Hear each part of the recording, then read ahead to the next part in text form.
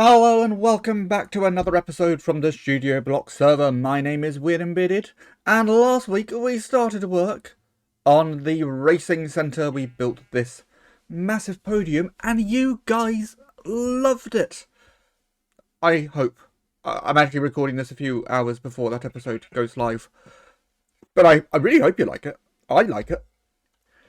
But we need to start thinking about what's going on top, the trophies now.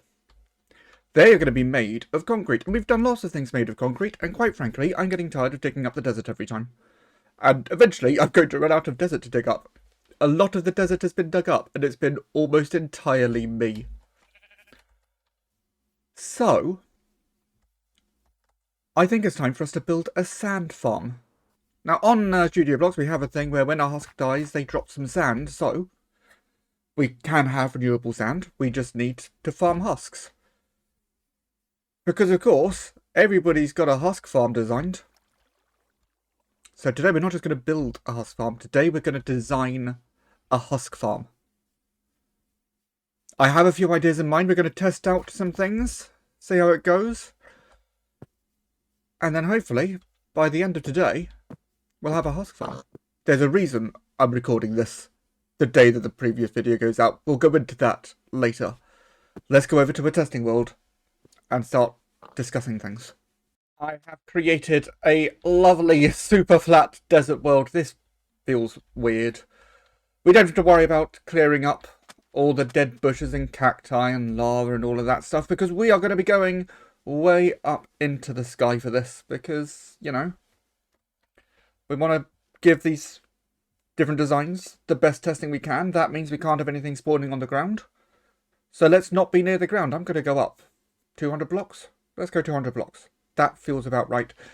In the meantime, let's discuss plans. So I've got 5 designs I want to go through.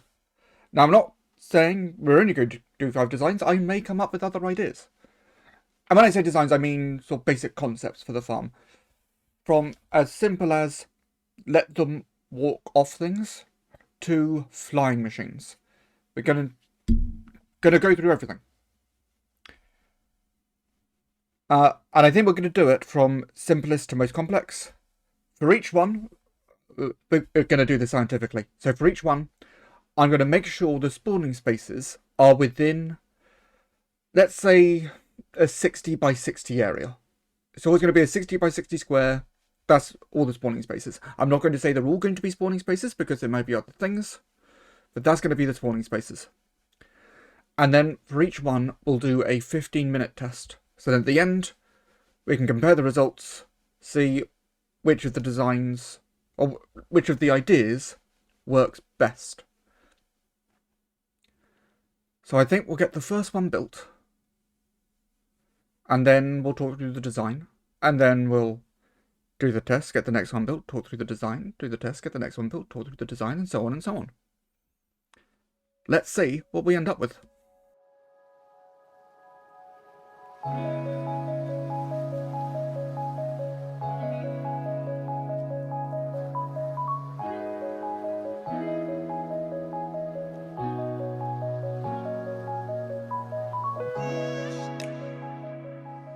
So our first design, our simplest design, probably our slowest.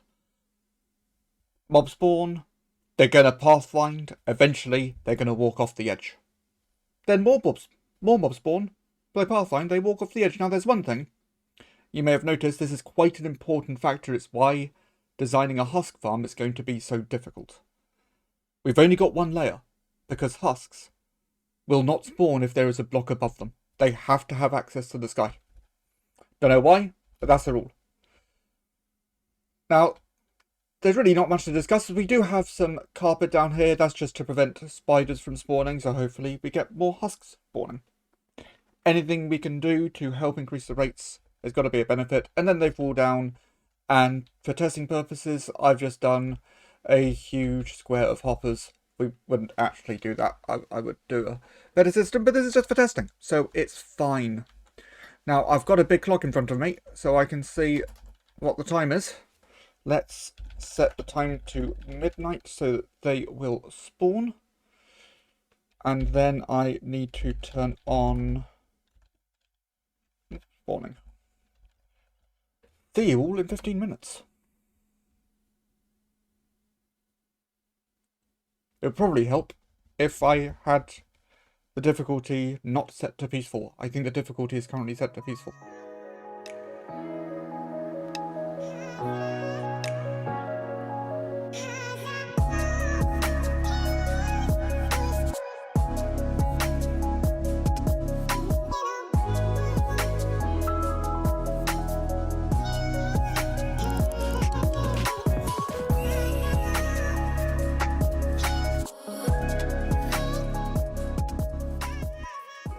Some of the cats are breaking rank, but my dogs and cats are so weirdly regimented. This is really weird. Okay, so you saw what happened in the last test.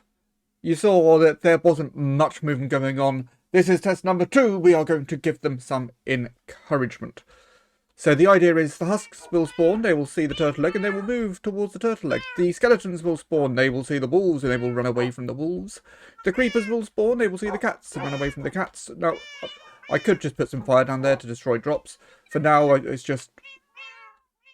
I just don't want them into the hoppers. I want to see if I can separate just the husks. We still have the carpet there to stop spiders. We're going to get some endermen. We're going to get some witches. This should be faster. Now, I'm not going to give the full results until the end, because I think that can make for a fun comparison.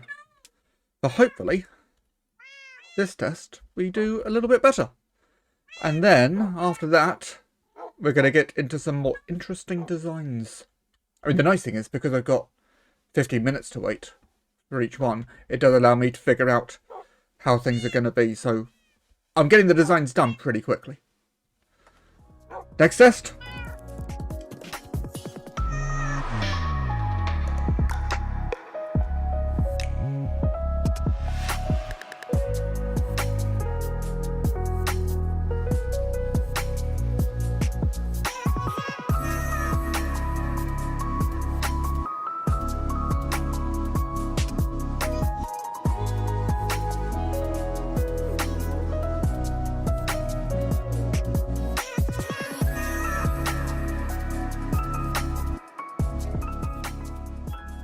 Next farm design, again we're going to keep things super simple, and you might recognise this design because it's very similar to my creeper farm. We have spawning spaces where stuff can spawn because, you know, otherwise they'd be useless. And then we've got pistons that are just going to push out every so often. I've got quite a fast clock on this. If we turn it on. So you also get a nice ripple effect, which is just satisfying. Look at that satisfying ripple. Woohoo! So yeah, this is, again, very simple design. There's nothing too complicated in any of the farms we're looking at.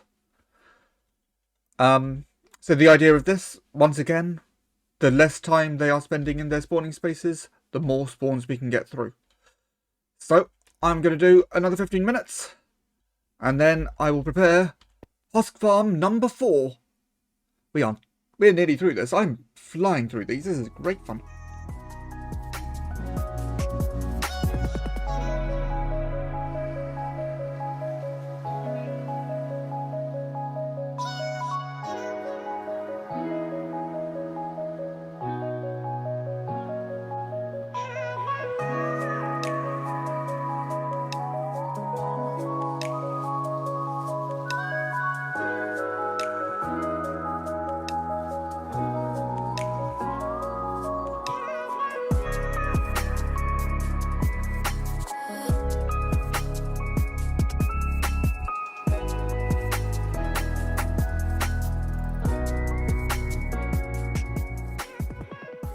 Farm design number 4. We have massively increased the number of available spawning spaces. They've now got these huge platforms to spawn on.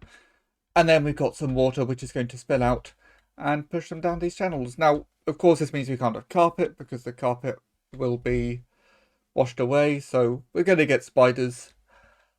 hopefully that shouldn't be a problem. I'm hoping they'll fall down here. We will find out during the test. But if they don't, oh well, we can always expand the gap later on.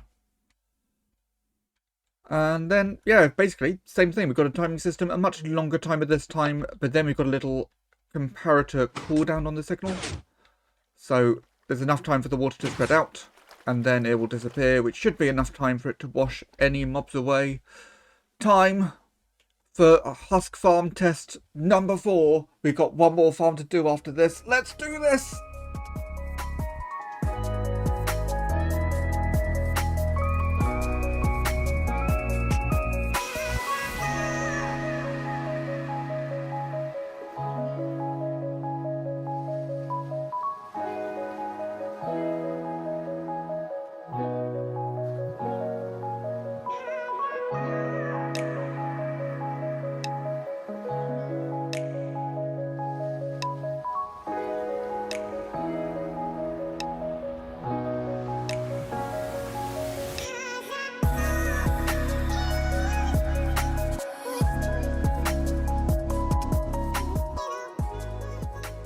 The last one. Here we have the most spawning space. We have all 60 by 60 spaces. So what, 3,600 spawning spaces here?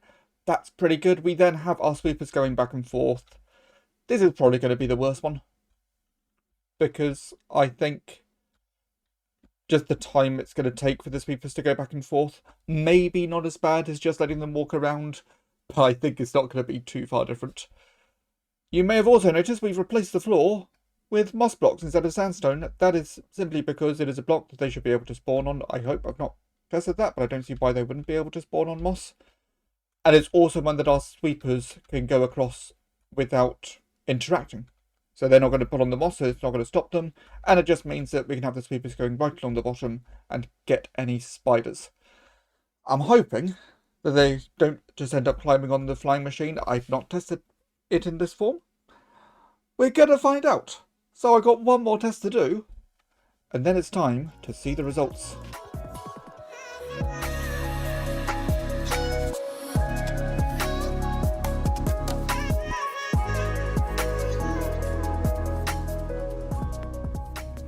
I have the results of the testing, and the results are actually a lot more interesting than I was expecting them to be.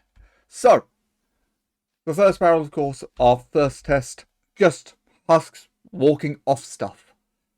We knew this was going to be slow, but we got 48 sand in 15 minutes. That is awful.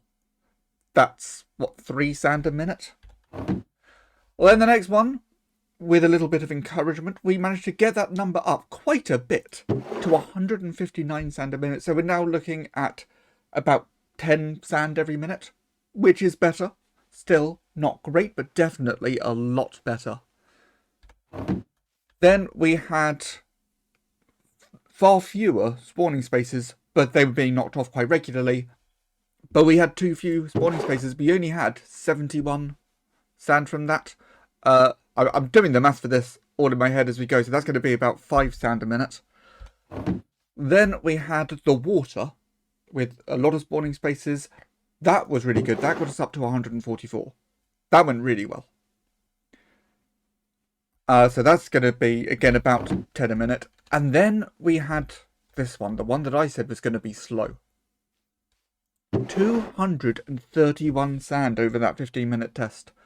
So, over quite a small area, that's going to be, what, 15? Roughly 15 a minute? Have I got that right? Yeah, roughly 15 a minute. Nice. But I think over a bigger area, which we're going to be building this farm over a bigger area, that's going to slow down. I think it's going to be overtaken by the water. Now, the encouragement with the cats and the dogs is really good. But it's going to be a real pain to get so many cats and dogs, so I think I'm going to build a big version of the water and a big version of the flying machines. Build them both full size. And then we're going to do another rate comparison. And that's going to tell me what farm we build on the server. So I'm going to get those built up. I'm going to run those tests. And then we'll come back.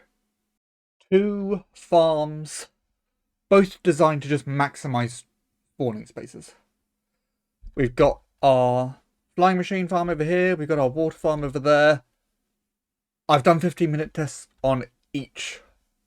So let's start off with the flying machines, which I said I thought as we went to a bigger size, it would slow down.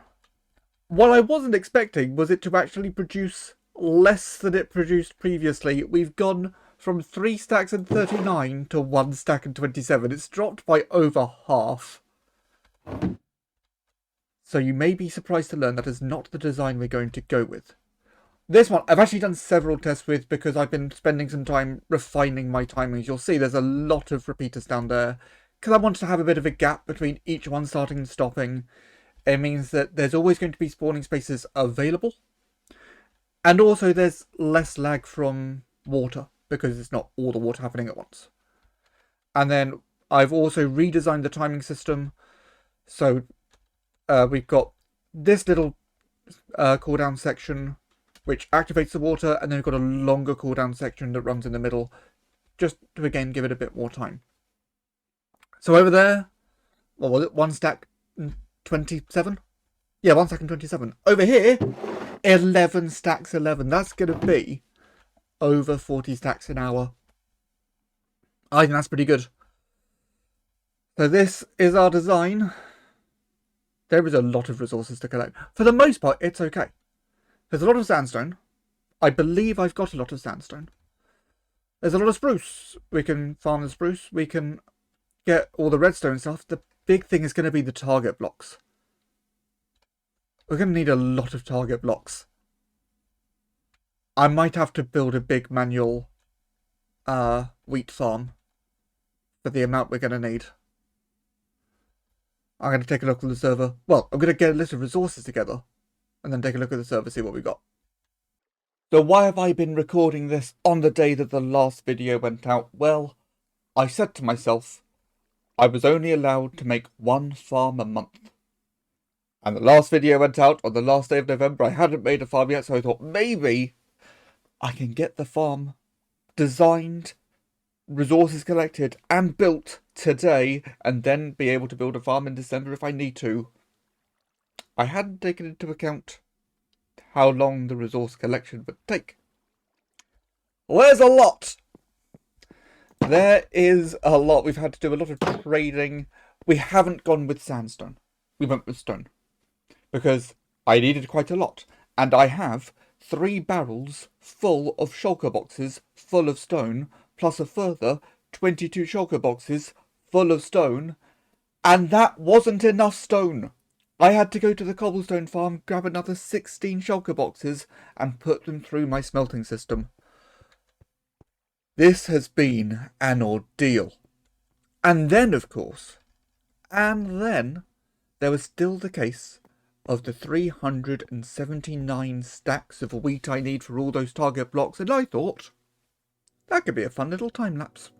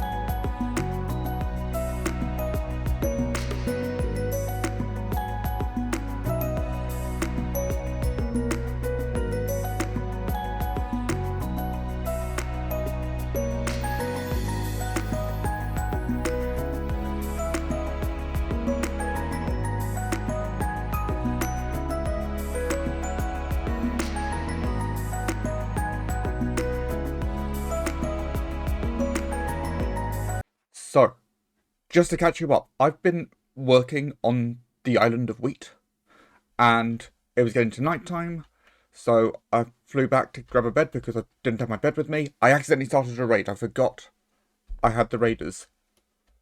A wave has spawned up on the studio block sign. Beast has just taken them down. I was hoping to show that. Oh well. But yeah, they spawned up on the T. Well, we ended early, partly because of the raid, partly because my hoe was about to break. So I had to go fix that, and I thought, that'll do.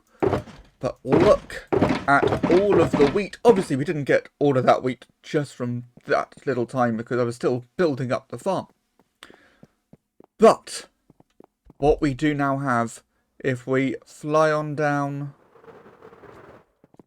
it is an absolute thing of beauty. We have Wheat Island. Just an island full of wheat. I love it. I am not going to land on it because I will break crops. I suppose I could land on the beach. Let's land on the beach. I decided not to replace the sand and gravel. But yeah. Wheat Island. So, that is all that we've got time for. Next week we're going to build up the sand farm. Hopefully get the trophies made. In the meantime, if you liked the episode, please leave a like, subscribe if you haven't already. I love this. My name is Weird and Bearded, and I will see you all next time.